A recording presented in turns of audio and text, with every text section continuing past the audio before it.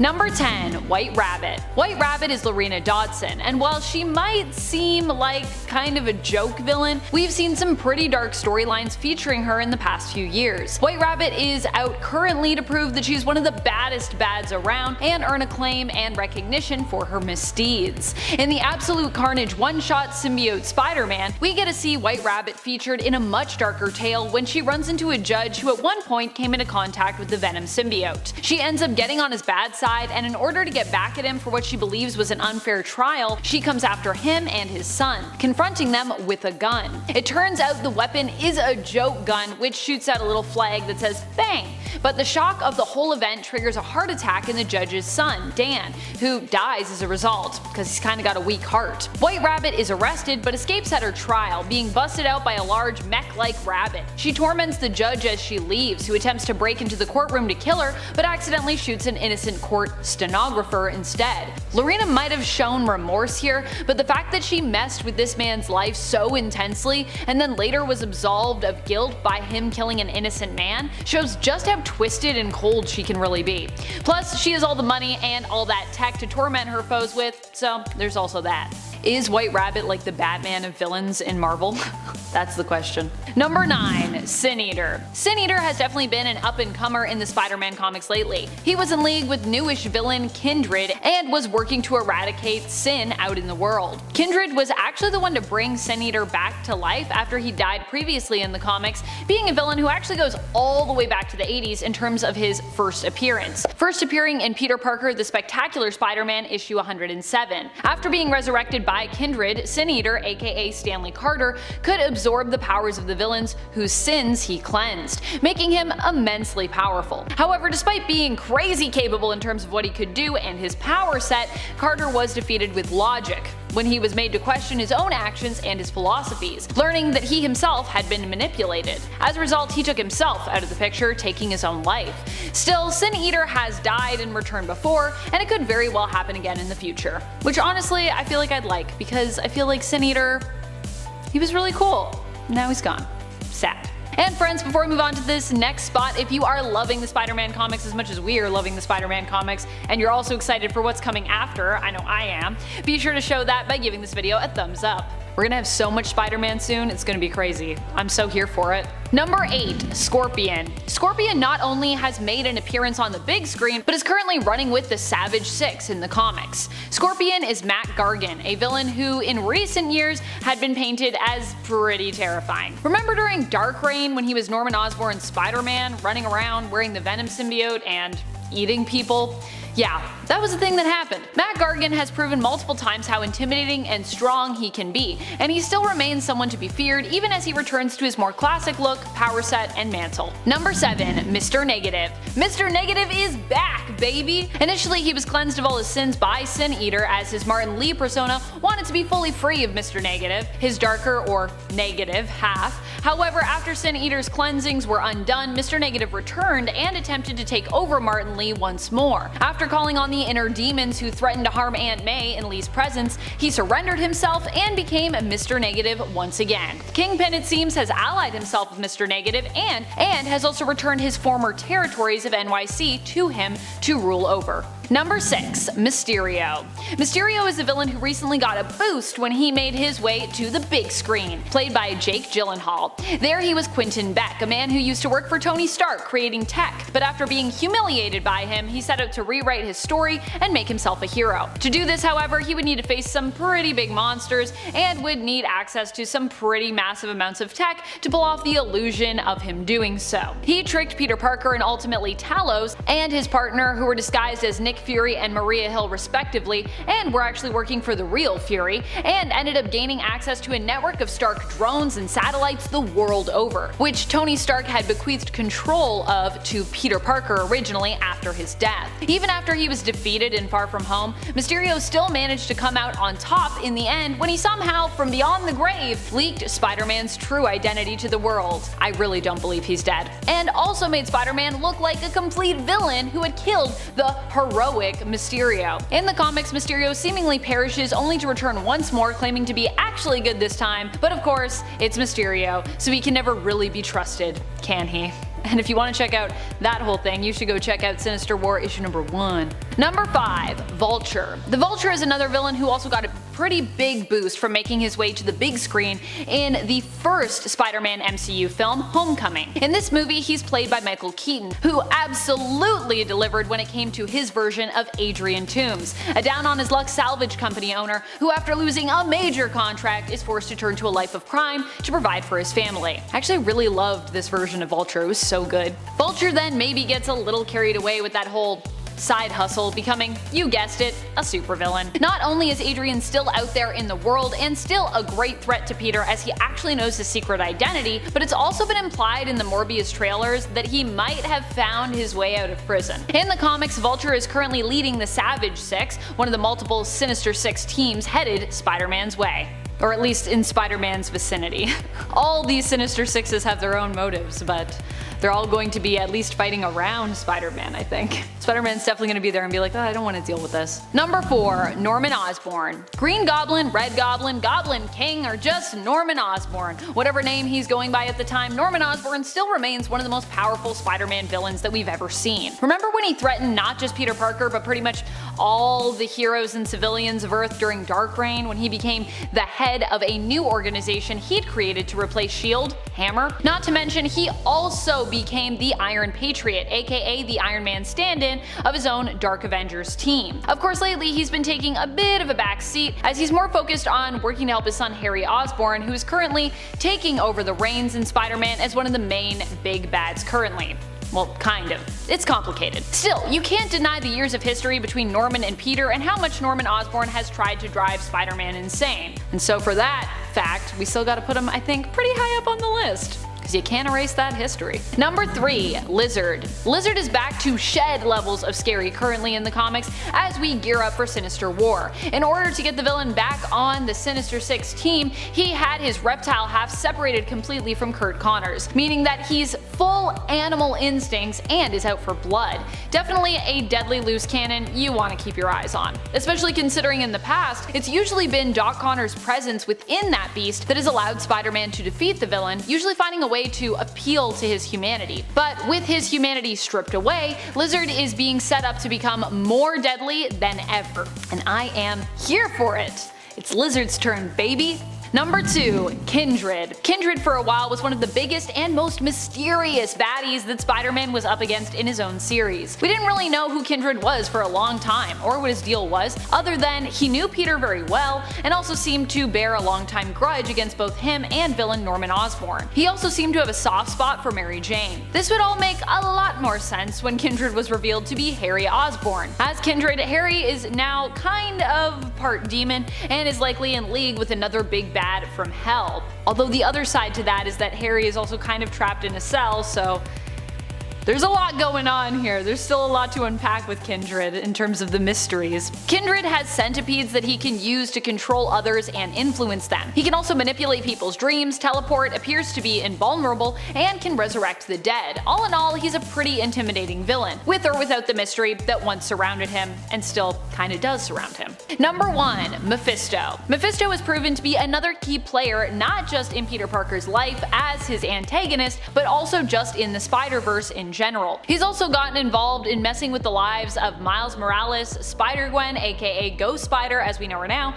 and even Superior Spider-Man aka Doc Ock. Mephisto, it seems, is going to be coming back with even more surprises for Peter. Number 10. Electro. Electro, even in his first appearance in issue 9 of the original Amazing Spider-Man series, was beating Spider-Man. At least initially. When Spider-Man first meets Electro, he doesn't know what to do, and Electro gets away a few times before Spider-Man manages to stop him. At one point, Spider-Man even reaches out to try and grab Electro. Not a great idea. While Electro is in his electric shock condition, his words, not mine, it turns out touching him is deadly. Spider-Man survives the great electric shock he is given, but is forced to modify his costume in order to take on Electro in the future. He adds on rubber slippers and gloves, and likely in the future would make modifications to his costume, adding in rubber insulation in case he came up against the villain again. which he would many times. Because yeah, that's only issue 9. It goes on for a lot longer than issue 9. Number 9, Mephisto. Mephisto might not win in the most obvious ways, but he definitely is always sneakily on the up and up when it comes to him versus heroes. Any heroes really, Spider-Man included. In the case of Mephisto versus Spider-Man, that sounded more legal than I intended, but I guess we are dealing with binding contracts. Mephisto ended up helping Peter to get what he needed, but at a price. He required in exchange Peter's marriage to MJ, which for comic book continuity meant undoing that rocky but ongoing union. Spider-Man got what he wanted. Aunt May was safe and his identity was a secret once more, but I don't think he really realized what he was giving up until he experienced it. MJ didn't even seem to recall their marriage, although lately it seems to be implied that she might have known more about their past than she's let on. And friends, before we move on to this next spot, if you are loving this list and you love it when I talk about villains, I love talking about villains, then be sure to show that love by giving this video a thumbs up. It really does help us out here. I'm not just saying that. They don't just pay me to say that. This is the truth. Number 8, Chameleon. In his first appearance, Chameleon left Spider-Man running away in tears, ruining the day he ever became Spider-Man. Chameleon may have been apprehended in the end of issue number 1 of Amazing Spider-Man, but somehow it still felt as though he came out on top. Dang it, because Chameleon, he's a villain, so he shouldn't win. Although I am kind of rooting for him sometimes. During their conflict, Chameleon attempted to make it seem as though Spider-Man was up to no good, impersonating him while committing acts of thievery and fleeing from the police. Oh no! Even once Spider-Man managed to catch him, it still seemed as though Chameleon might get away. Fortunately, Spider-Man had his spider sense to let him know something was up. He managed to get away from Chameleon, but it was only because Chameleon's disguise had become damaged in the fray that the villain was caught at all. So Spider-Man didn't even really win that day. It was more just like Chameleon made a mistake. And it was like, dang it. Now it's revealed who I am because you can see the Spider-Man suit underneath and I was impersonating Spider-Man. How embarrassing. Number 7, Morlun. Not only has Morlun proven himself to be a formidable foe in various storylines, with him taking on all of the Spiderverse twice in the Spiderverse event and Spider-Geddon in the comics, in addition to taking out multiple Spider folks / Spider totems along the way, but he also went toe-to-toe with Spider-Man in the other. The worst thing / I guess best thing for Morlun fans about this story is how Morlun doesn't just ever go for the 1-2 knockout. Morlun seems to prefer drawing out his victory, teasing his victim if you will, and enjoying Spider-Man's suffering. It's probably because Morlun's used to winning so much, he's used to devouring spider totems, so he's like, we'll just let this play out. At one point, Morlun devours Spider-Man's eye in a fight and beats him to within an inch of his life. However, while this definitely feels like a victorious moment for Morlun and Spider-Man was beat here, he would eventually recover, meaning that Morlun didn't get a straight victory over Spider-Man. In fact, he'd even heal his eye back. But of course, villainous victories rarely ever get to be permanent, so I think we still need to count this one. Number 6, the Lizard. While Lizard doesn't do anything crazy like succeed in completely killing Spider-Man or anything like that, he does beat him in the race against time to save his friend, Dr. Kurt Connors, who, is also the Lizard. In the story Shed, the Lizard ends up taking over before Spider-Man can get there to try and stop it. Spider-Man arrives far too late as the Lizard seems to have permanently gained dominance after devouring Kurt Connors' son against his own will. This victory would be one that would not only haunt Spider-Man but the Doctor as well. He would end up finding a way to cure himself of his lizard brain but become stuck in his lizard form, kept in a containment cell for his crimes, but unable to bring himself to reveal Spider-Man that he had finally cured himself mentally of his reptilian half. This whole thing is just a super big Lizard win in my mind, because even when Connors frees himself of the Lizard, he's still stuck in the lizard form, and he still is I feel too guilty to even be able to tell people what's really going on. So the Lizard really won, even though he was gone. Number 5, Mysterio. Mysterio recently got a pretty big win in the MCU, in typical Mysterio style, I must say. While he hasn't been doing too hot in the comics lately, in the Marvel Cinematic Universe, in Spider-Man Far From Home, Mysterio managed to earn Spider-Man's trust and even infiltrate S.H.I.E.L.D., making them believe he was a hero from an alternate world. I'm not going to lie, even I personally wanted to believe it. It turned out this was not true, and while his backstory was a little different here, Mysterio here was still a master at illusion and a full-on villain. In the end, Quentin Beck would seemingly die during a confrontation with Spider-Man, but it turns out he had one more trick up his sleeve. And at the end of the film, we see a video recording of Beck that incriminates Spider-Man and also reveals his true identity as Peter Parker. He's gonna be in a lot of trouble in the next movie, I think. Number 4, Kraven. Kraven's Last Hunt is a story that forever sticks out in comic book history. Especially in Spider-Man's history, it is a dark tale where Kraven finally captures his most prized prey, Spider-Man. What's more, it's also implied he kills Spidey. He then proceeds to take Spider-Man's place, proving once and for all that not only is he capable of capturing and killing the hero, but also aiming to prove that he's better than Spider-Man by beating down all his villains brutally. In the end, we learn that Spider-Man was not actually dead, but in a comatose, death-like state all this while. He returns and Kraven acknowledges that while he seemingly won to do what Spider-Man does while keeping to his moral code is actually an impressive feat. Something that Kraven likely wouldn't actually be able to do. His final hunt complete, it's then implied that Kraven takes his own life. Number 3, Kingpin. There are a few times that Kingpin has beaten Spider-Man throughout the comics and alternate universes that we have explored. At one point, he actually manages to kill MJ in a what-if version of Back in Black, and while Spider-Man manages to hunt him down and even kills him, in the end, Kingpin's actions turn Spider-Man into a villain. So I'd still consider that a win for Kingpin. But what I'd really like to focus on here is the time that Kingpin managed to kill Spider-Man in Sony's groundbreaking animated film Into the Spiderverse, one of my favorite films of all time. Here, Kingpin manages to actually kill Peter Parker, the current Spider-Man of Miles Morales' universe. Although Miles would also learn of alternate universes with their own Spider-Men, Spider-Girls, and even Spider-Pigs. He would also learn of his newfound powers and himself have to protect the city as a new Spider-Man. But still, when it came to the Peter Parker of his reality, Kingpin killed him. He dead. He dead. So dead. Never coming back. Number 2, Dr. Octopus. Doc Ock actually succeeds in taking Spider-Man's place, not just by impersonating him, but by actually swapping bodies with the hero. That the two swap bodies, wah wah wah wah, with Peter ending up stuck in the dying form of Doc Ock and Doc Ock's mind now within the young and superpowered body of Spider-Man. Oh my goodness. Eventually, he would relinquish this form, giving it back to Peter when he realized he was incapable of making the tough decisions required of a more heroic spirit. But for a time, we'd come to know this version of villain and hero combined as Superior Spider-Man.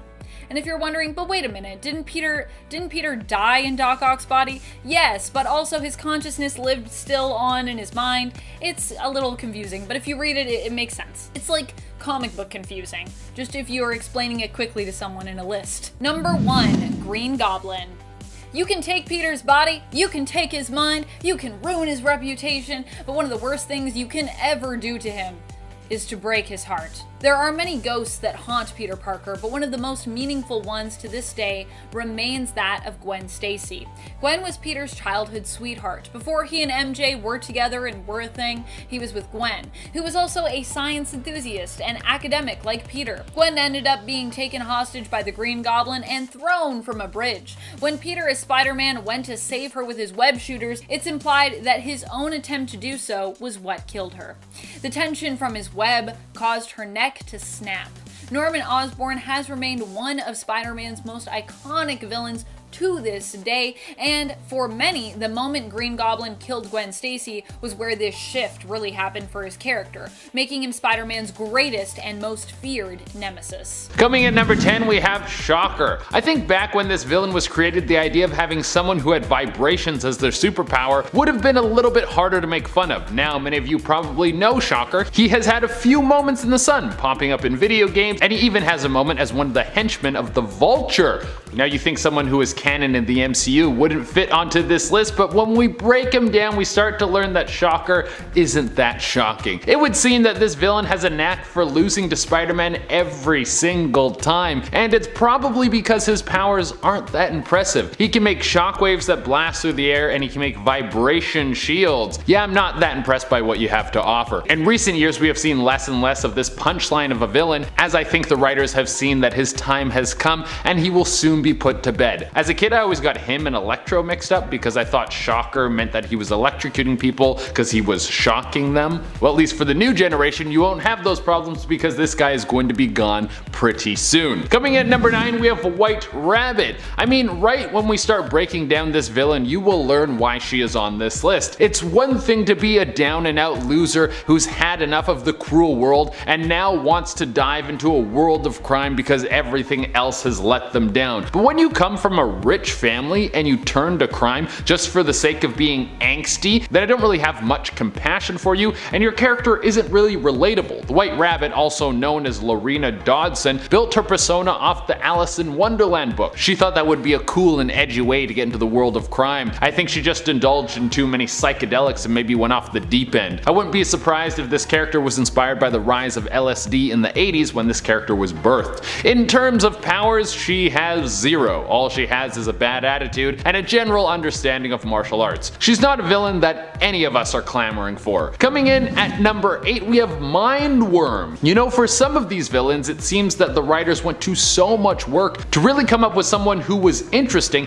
and had motivations for evil, but then they just throw them in the toilet, and that's what really happens with Mindworm. Mindworm starts off great. He has powers from birth. He's some sort of mutant kid with a huge head. Of course he's weird and kids don't like him, but at least his parents love his huge cranium. But what Mindworm doesn't know is that he's feeding off the psionic energy of his parents, draining their brain. Eventually he gets too greedy with this and he kills his own mother and father. He didn't mean to do this. He was just a young mutant kid who didn't know any better, and now he was an orphan. From there he was bullied in the orphanage and he learns how to use his powers. Eventually he grows up and is living in a New York apartment where he's feeding off all the people in the building and getting pretty strong off this. But Spider-Man moves in and he senses that someone's trying to suck out his brain energy. The two have a clash and Mindworm is killed by some gang members. Like, all of that work into building up who this guy is and he was gone just like that. What a waste. Coming in at number 7 we have Gibbon.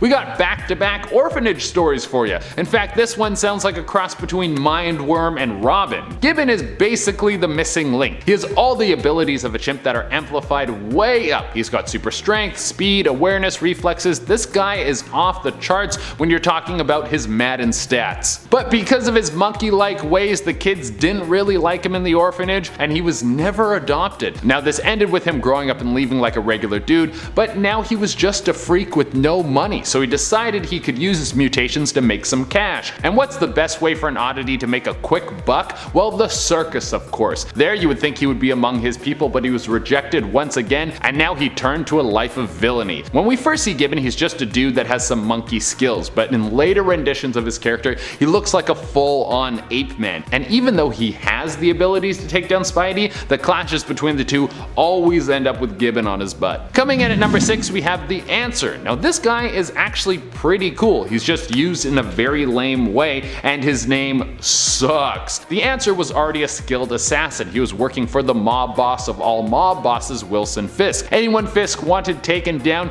he was all over it. And part of why he was so good at his job was because the Answer, at this time he was known as Aaron Nichols, is extremely intelligent. He showcases genius level problem solving skills and he can come up with the answer to any problem. And this is all before he ever gets any sort of superpowers. There was a time in comics when the Kingpin was just handing out superpowers, but you don't give the first powers to someone you can't trust, so he of course gave his first dose of super juice to his buddy Aaron. But at first glance nothing happened, which is probably a relief and a bummer, because if you take some sort of experimental drug to give yourself powers, you want to get the superpowers, but you also don't want to come out a freak. But later the Answer learns that he has one of the most powerful superpowers I have ever heard of. No matter matter what the situation, when he is faced with a conflict, his body will supply him with the powers to counter who or whatever he's fighting. So normally he's just a guy, but when the time calls for it, he can fly or create force fields or get super strength. But after running with Spidey that he wins, the character just kind of disappears and we don't see him that much. This guy fits on this list because of the wasted potential. Coming in at number 5, we have Kangaroo. I brought this up in the first video. If you're a villain or a hero and you're choosing your power, you don't have to pick something lame. It seems like some of these villains focus way too much on the branding of their super persona rather than the powers. With Kangaroo, it seemed that the villain was set on theming themselves after kangaroos rather than having a cool power. He has implants in his legs that allow him to jump very far, and he's also a skilled boxer. Like, not the worst combination of things, but when you're hell bent on taking out Spidey by stomping on him, you're probably going to lose a lot. There was this weird time in the 70s and 80s where Australia was this thing that the media was trying to push. It was foreign, it was interesting, no one really knew how to sell it. The closest that we got was Crocodile Dundee. But this villain seems like the big wigs at Marvel wanted to make an Australian themed villain because they thought kids would like it, rather than thinking of a good character first. Coming in at number 4, we have the Swarm. Have you guys seen that episode of South Park where they make a joke that the writers from Family Guy are just manatees in a tank and they all pull out 3 random topics to base an episode around? Well, that's what the Swarm feels like. They were like German scientists, killer bees, purple cape. This dude is lame, not only because he's a swarm of bees that is being controlled by a dead scientist's consciousness, but also because this dude gets beat by bug repellent. When him and Spidey face off, Spidey's able to beat him by spraying down his suit in bug spray, and then the Swarm literally can't get close enough to fight and has to run away. If your weakness can be purchased at Home Depot, then you're a pretty lame villain if you ask me. Coming in at number 3, we have Grizzly. I like how in the Marvel universe, if you're a bear enthusiast, you'll eventually get superpowers and become one of the lamest villains that Peter Parker has to fight on a semi-regular basis. But if you're a bear enthusiast in real life, you just get eaten by bears. 2 very different outcomes. Well, Maxwell Markham was just that, a dude who loves bears, and get this, he was also a wrestler who hurt his fellow wrestlers too much, so he got kicked out of the league. We got a dude who loves bears, he used to be a wrestler. What's the third thing that's going to set this guy into the manatee formula? Oh, he was also given a bear suit that would hook him up with some superpowers. Where did he get this suit? Well, he got it from the Jackal, who's one of Spider-Man's best villains, but that dude has a lot of dud moves. I feel like the Jackal just wakes up some days and is like, what if I gave a dude a bear suit so he thought he was a real villain and then Spider-Man would have to deal with it? That would be jokes. Some of his plots sound more like pranks than actual schemes to cause mayhem. Coming in at number 2, we have Hypno-Hustler. Next, we have a villain that not only has a lame weakness, but their powers were used to such a small scale that doesn't really make any sense why this character was ever made. Hypno-Hustler is Anthony Del Soen, and he has music that can take over your mind. His songs allow him to control people around him and then they do his bidding. But the thing is, if he hears his own music, he will also become hypnotized. He can't even handle his own groovy music, which seems strange. I've never heard of a hypnotist hypnotizing themselves. But when we first see Hypno-Hustler, he's shaking people down for just their pocket change at a show. I feel like this guy should have had bigger dreams. If he got one of his songs on the radio, he could have taken over the world. And coming at the number 1 spot, we have Humbug. Here's the thing, when you hear that there's a hero based off a spider, that's kinda cool because at least spiders are scary, they make web, they do some interesting things. But when you hear there's a villain that just has a general insect theme, you can throw that one in the trash. I really couldn't dislike this villain more. For one, he should be able to beat Spider-Man because he's got a super suit that gives him skills that are on par with the web slinger. But this guy has the worst weakness of all, a love for bugs. He loves bugs so much that Spider-Man has been able to halt this guy from a life of crime by telling him he's going to smash some cockroaches. Like, dude, give your head a shake. Coming in at number 10, we have Frogman. I mean, if you don't have any powers, you don't have to commit to a super lame animal. Frogman is Eugene Petilio. There was a time when he took his frog suit and he tried to take on some of the hardest hitting street level Marvel heroes. More than once did he come face to face with Spidey, and every time he was taken into the dirt almost immediately.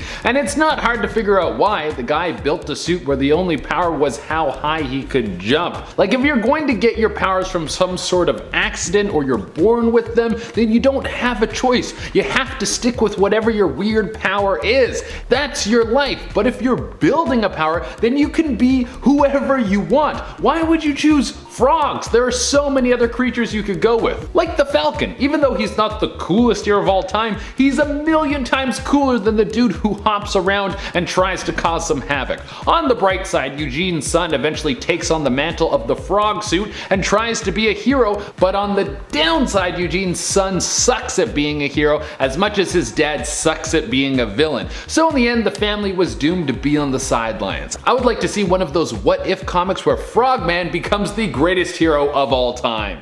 Hey guys, if you like these videos and you want to see some more, make sure you hit that like button. Number 9, the Trapster. His name is Peter Petruski, and I can't believe how long he's been around. Marvel has him come back again and again, despite the fact that he's got no powers other than this weird paste gun. He invented a super adhesive liquid paste and loves using it for evil.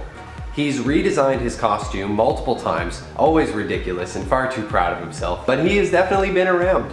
He appears in multiple stories and has gone up against the likes of Daredevil, Fantastic Four, and of course Spider-Man, all with just a goo gun. He is hired by Red Skull at one point and even has a run-in with Ghost Rider. His paste was once confused for Spider-Man's webbing, and Trapster was furious to see Spidey getting credit in the newspaper for his crimes. Trapster is undeniably lame, but he's obviously got some fans because he's been around so long, so we'll leave him here at number 9. Lame, but not the worst. And coming in at number 8, we have Stegron, the Dinosaur Man. Once again, if you get to pick your powers, maybe you should shoot a little higher than being a species that already went extinct. They already lost the battle with nature. You think they will be able to take down superheroes? Stegron was originally Dr. Vincent Stegron. He was a scientist who took a liking to the serum which turned Kirk Connors into the Lizard Man, and he decided he would up the ante a little bit. He mixed the formula with dinosaur DNA and then shot it all up inside his body and turned into a dinosaur-human hybrid. He then went on to try and make an army of dinosaurs to try and take over the world, but was taken down by a force he didn't expect. It was winter. Dinosaurs are cold-blooded apparently, so when winter came around, they all went to sleep, including Stegron. If you're picking your superpower, you should go with something that can handle temperatures below 10 degrees Celsius. Unless you're in Florida or something. If you're down there, you can build the biggest dinosaur army you want, and the state would probably be fine with it. Number 7. Slide. This guy was a chemical engineer who created a chemical coating that eliminated all friction between that object and surfaces. He's like the opposite of Trapster. He invented the ultimate lubricant. Then this evil tycoon buys up the company that he works for and shuts down the lab. Slide, aka Jerome Beecher, was going to build his own company founded on the non-stick solution he invented, but no bank was willing to give him a loan. So he did what anybody would do and decides to rob the bank. He makes himself a costume out of this material and, free from the clutches of friction, is able to zip around skating on the ground up to 30 miles per hour and can't be stopped, not by people's grabbing hands or even Spider-Man's sticky webbing. Now, this isn't exactly the most lame villain, but the idea of this slippery criminal sliding all over the place just doesn't really do it for me. Where's the stakes? Spidey could just wait for this guy to slip and fall off of a cliff or into oncoming traffic, or they could just have him slip and slide right into a jail cell. I'll say one thing, the way that he zips all over the place in the comic panels looks like a lot of fun. Number 6, the Walrus. With big wet flippers and menacing tusks and the blood-curdling cries of "Arf, arf," it's easy to see how terrifying a walrus-based supervillain could be. This guy is not. Hubert Carpenter was created when his uncle, a janitor, tried again and again to give Hubert powers. They exhausted the names of animals he could have the proportionate strength of all the way through the alphabet till they got to the letter W. He was totally stumped and then became inspired by a poster of the Beatles and becomes the Walrus. He goes on a classic spree of mass destruction. eventually seeing Beast lecturing at a university and decides to attack him to prove that he's the greatest product of modern science. Hilariously enough, it's actually Frogman who gets the credit for taking him down later, and this really gets the blubber boiling. Spider-Man can't help laughing when he meets this guy and winds up taking him down for the second time with just a tap of his finger. Coming in number 5, we have Typeface. You know what everyone loves? Signage! So why don't you make your persona based off that? I'm sure that will pull in a ton of people and you'll become one of the most famous supervillains of all time. No way, man, signage is super lame. Well, Typeface, also known as Gordon Thomas, didn't think so, and he had a pretty good foundation. He was a Vietnam War vet who was skilled in hand-to-hand combat, military tactics, and all sorts of weapons. He even beat Spider-Man in their first encounter. If this guy changed his theme to anything other than signage, he probably would have been pretty cool. But the reason that he did this was because when Thomas came back from war, his life fell apart and he ended up getting a job at a sign shop, and it was the only time in his life where he ever felt happy. When the place was bought out, he lost his job, and this was his inspiration to become a villain. Luckily, he eventually switched sides and becomes a hero. If you're gonna get an F on your character, you might as well be on the side of good. Number 4, the Spot. This guy is something else. Some people think his powers are pretty cool and others hate him, but he definitely belongs on this list. Spider-Man himself bursts into tears laughing upon meeting this guy, and looking like a Dalmatian, it's pretty easy to see why. He's all white, covered in black spots that function as two-way portals. That's pretty much his main thing. He takes the spots and he chucks them around and uses them like portals, like this is Looney Tunes, messing around with Spider-Man and even making him punch himself in the face. If this guy doesn't sound lame enough already, the more portals that he throws around, the less spots that he has on his body, making himself more vulnerable. He got these powers after being exposed to the spotted dimension, and the spots can even be suspended in mid-air. It's honestly a pretty cool concept, but the villain himself is just too lame to make it work for me. And coming in number 3, we have Spidercide, like genocide but performed by a spider. Yeah, that is not the best writing I've ever heard of in my life. Spidercide was birthed out of the Clone Saga, which is considered one of the worst sagas in comic history. So any villain to come out of it is probably never going to see the light of day again unless they're used as a joke. Spidercide is a clone of Spider-Man that has the ability to regenerate from what seems to be any accident. He was convinced at first that he was the real Peter Parker, but then he found out that he was just a freak. Such is the plight of most clones. When you read his character on paper, it sounds super cool. He has the powers of Spider-Man with some of the most deadly features of the Terminator, but the character was used in such a horrible fashion that it became a laughingstock before it ever got its time to shine. Maybe in the future we'll see someone use this character to its full ability. Number 2, Plant Man. In Strange Tales number 113 from 1963, we meet the mysterious Plant Man.